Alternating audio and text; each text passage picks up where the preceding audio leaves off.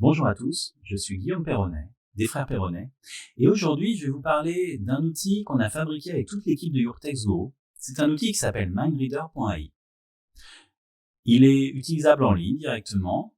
On a une version de démo, on a une version un petit peu plus large si vous vous inscrivez, on a une version payante bien évidemment. Et cet outil est là pour aider les rédacteurs, les webmarketeurs, les référenceurs bien sûr, à trouver des idées connexes, des idées reliées, des idées associées. Et on va voir, en parcourant l'outil, en tapant quelques requêtes, comment il fonctionne et le genre de résultats qu'il peut vous donner.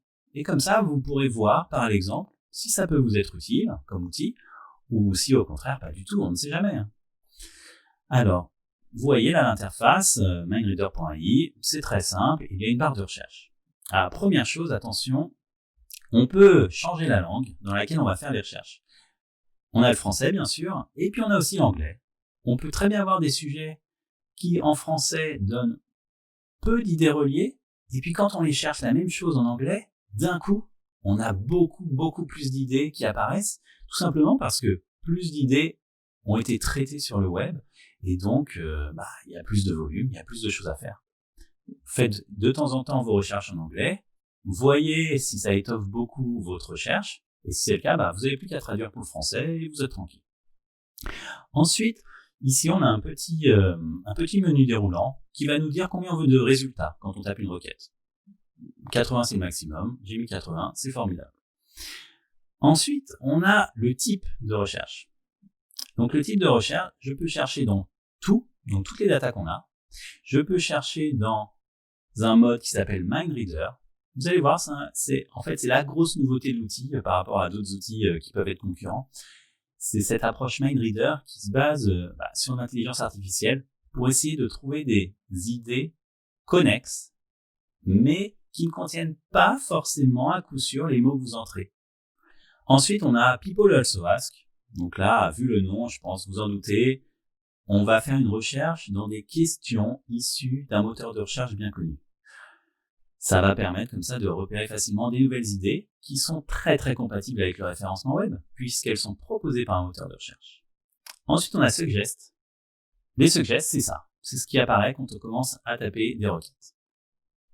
Ensuite, on a le Related Search. Related Search, ce sont des recherches qui sont censées être en relation avec la recherche que vous faites, proposées aussi par le moteur de recherche.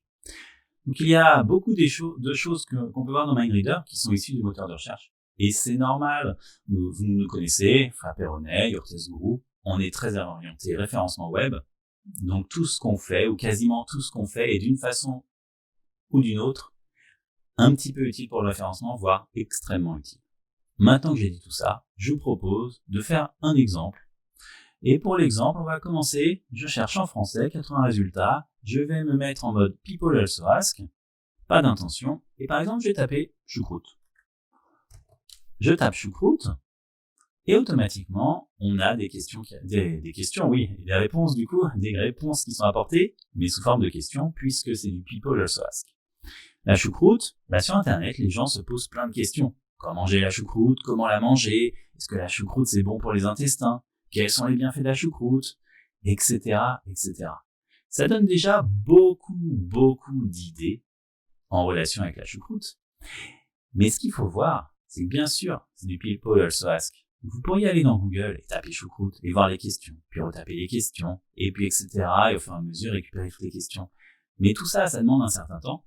MindReader.ai, le but premier, c'est de faire gagner énormément de temps. Là, comme ça, je dois avoir 80 questions qui apparaissent suite à ma recherche. Je peux appuyer sur le petit bouton à droite qui va me permettre de me mettre dans le presse-papier. Comme ça, je choisis les questions qui me plaisent et je vais les coller quelque part pour plus tard, par exemple, rédiger un brief ou dire à quelqu'un, envoyer un mail à quelqu'un et lui dire « Ce serait bien que tu m'écrives quelque chose sur ce sujet-là. » Hop, copier-coller et voilà. Par ailleurs, je peux exporter en CSV. Les 80 résultats qui apparaissent là, je peux les exporter et facilement donner la liste à quelqu'un ou facilement récupérer la liste pour ensuite faire un tri moi-même dans Excel, pourquoi pas. Donc ça, People Also Ask, c'est fantastique, on a gagné du temps. Maintenant, je peux faire la même chose avec le suggest. Vous savez, je commence à écrire choucroute et je veux voir ce que me propose le moteur de recherche. Donc là, le moteur de recherche, il me propose choucroute, sauce choucroute, quelle choucroute, etc. Quand on tape un mot dans Google et que le suggest prend la main, il ne peut donner qu'un maximum de 10 résultats. Il se trouve que quand vous tapez choucroute, nous, ce qu'on fait en arrière-plan, c'est qu'on interroge le moteur de recherche et puis on fait des variantes de la requête que vous proposez, que vous avez demandé, pour pouvoir vous fournir encore plus de résultats. Et comme ça, on peut voir qu'effectivement, choucroute s'est associé à beaucoup de choses dans le moteur de recherche. Ce sont des données issues du moteur de recherche, qui sont des données, des requêtes tapées par les internautes. C'est donc utile de les traiter. Ensuite, on a une autre possibilité, c'est par exemple de faire du related search. Quand je tape choucroute, le moteur de recherche, il va faire une proposition à l'internaute qui est de dire « Je sais que les gens qui tapent ça, souvent, ils ont fait d'autres recherches qui correspondent à ça ou ça ou ça. » Nous, on va avoir récupéré beaucoup de ces infos-là, et à partir de là, ce qu'on va faire, c'est qu'on va vous les ressortir, avec quand même, pour pas être trop lointain de ce que vous avez demandé, quand même un filtre vraiment pour être très proche de la requête. Donc vous n'aurez pas tout à fait les mêmes choses dans le moteur de recherche, mais on refait plusieurs rebonds et finalement, si vous suivez des liens, etc., vous verrez qu'il y a beaucoup de choses qui s'y retrouvent. Encore une fois, on gagne beaucoup de temps. C'est vraiment l'objectif, encore une fois, c'est de gagner du temps. Et pour finir, la nouvelle fonctionnalité de MindReader. Bon, bien sûr, jusqu'à là, on a vu qu'on avait beaucoup de fonctionnalités pour gagner du temps. Mais c'est des fonctionnalités que vous connaissez déjà parce que vous les avez vues ailleurs. Ici, on va avoir la fonctionnalité MindReader. Et on va donc essayer de lire l'esprit des gens.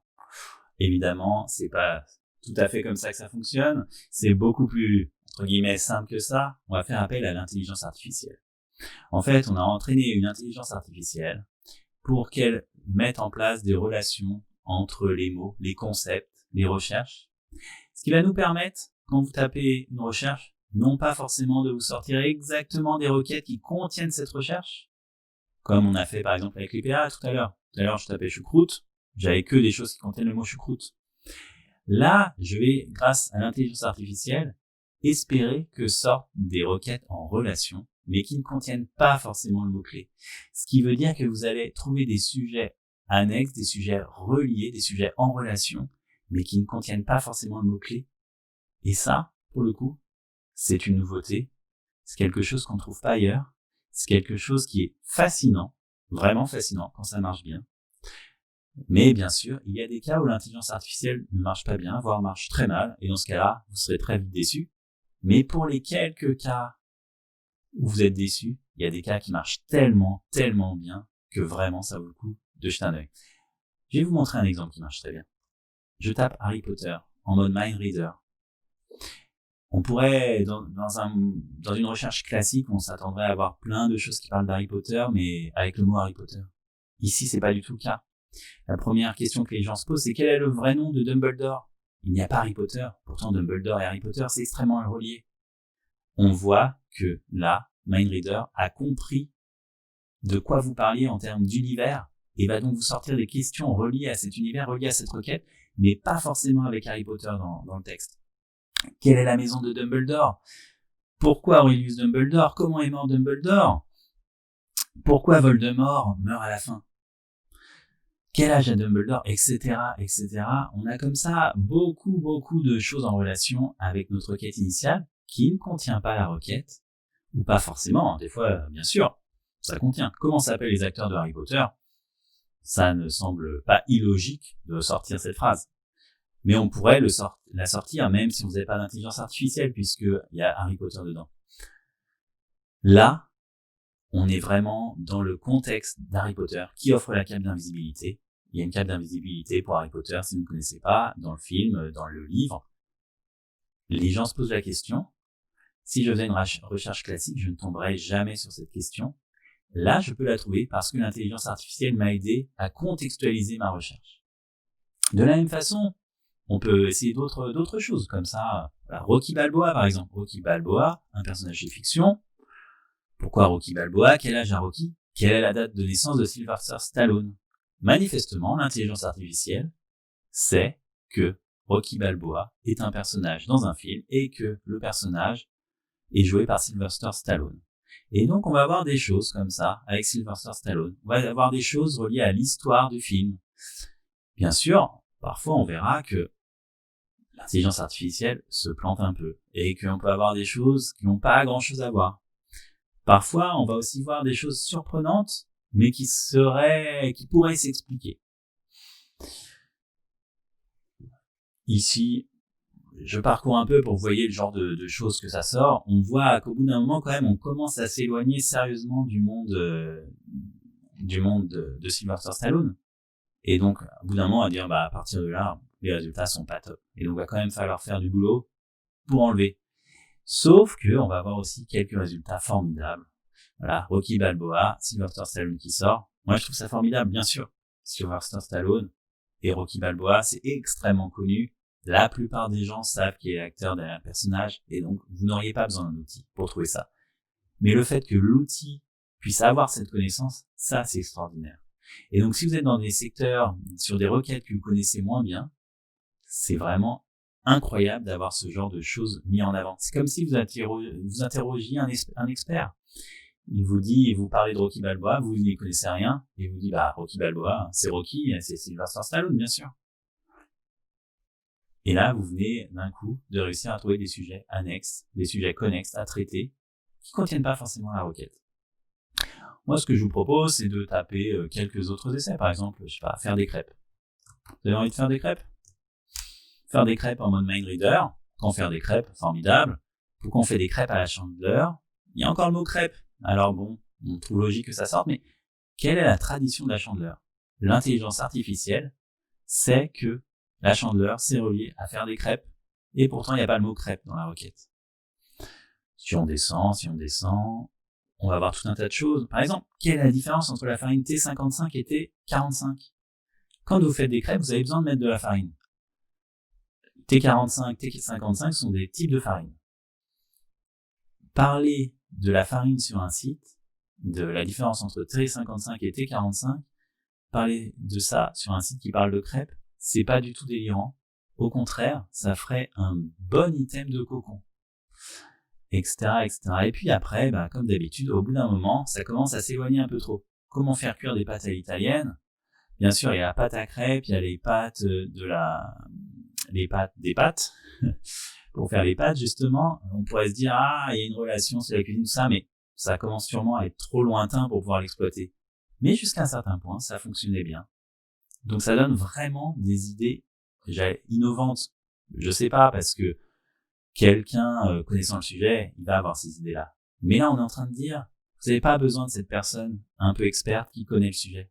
Vous pouvez facilement sortir des questions que l'intelligence artificielle va générer, et vous allez voir comme ça des choses en relation. Et si vous n'êtes pas du tout expert du sujet, la seule chose que vous aurez à faire, c'est d'aller vérifier derrière. C'est-à-dire, si je ne sais absolument pas ce qu'est la chandeleur, et que ça me sort quelle est la tradition de la chandeleur, je vais me dire, mais pourquoi il me sort ça? Je vais donc aller voir dans le moteur de recherche en tapant quelle est la tradition de la chandeleur, et là je saurai, oui, effectivement, c'est bien les crêpes.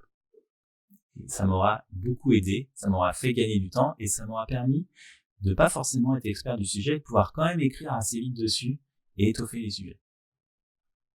Je pense que maintenant on a bien fait le tour de Mindreader, et j'espère que vous êtes convaincus que c'est un outil qui va vous faire gagner beaucoup de temps, et puis aussi qui va savoir vous donner des bonnes idées de contenu, des contenus qui sont à la fois en relation directe avec votre requête, c'est-à-dire qui contiennent des mots de la requête, mais aussi des idées qui sont reliées à votre requête sans contenir la requête elle-même. Et honnêtement, si vous avez besoin de faire un cocon SEO, un cocon sémantique, des silos, appelez ça comme vous voulez, Mindreader va vous aider énormément, parce que ça va en quelques minutes, vous allez avoir des centaines d'idées de contenu à traiter. Et en plus, comme c'est le seul outil à proposer cette intelligence artificielle, à l'heure actuelle en tout cas, et à ma connaissance, Ça va vous permettre d'avoir un petit avantage concurrentiel sur les autres. Peut-être que quand ils vont parler de couscous, ils vont pas penser à se poser la question de est-ce que la semoule se périme? Peut-être, parce que dedans il n'y a pas le mot couscous, peut-être. Quand on va devoir traiter de Harry Potter, vous avez vu toutes les questions qu'on a, qui sont des questions très précises sur l'intrigue du film, qui répondent vraiment à des points spécifiques de l'intrigue. Peut-être, ils n'auront pas ces questions-là, les concurrents, parce que simplement, ça ne contient pas le mot Harry Potter, et donc ils n'auront pas trouvé ces questions-là. Voilà pour cette présentation de MindReader. Alors j'espère que vous avez été convaincus que cet outil va vous faire économiser beaucoup de temps, beaucoup de temps. Vous allez être plus efficace, vous allez pouvoir consacrer davantage de temps par exemple à la rédaction. Plus de temps à la rédaction, moins de temps à trouver les sujets, pourquoi pas. Ou peut-être simplement vous allez pouvoir avoir plus d'idées de sujets, plus différentes que celles que vous pouvez trouver ailleurs. Et c'est peut-être les petits sujets nouveaux, les petits sujets un peu inédits que les autres traitent pas qui font la différence. En tout cas, MindReader, moi je suis vraiment très content de cet outil. On l'utilise nous-mêmes en interne pour rédiger des contenus, pour trouver des idées de cocon. Je vous remercie beaucoup pour votre écoute. C'était Guillaume Perronnet, des Frères Perronnet. À bientôt.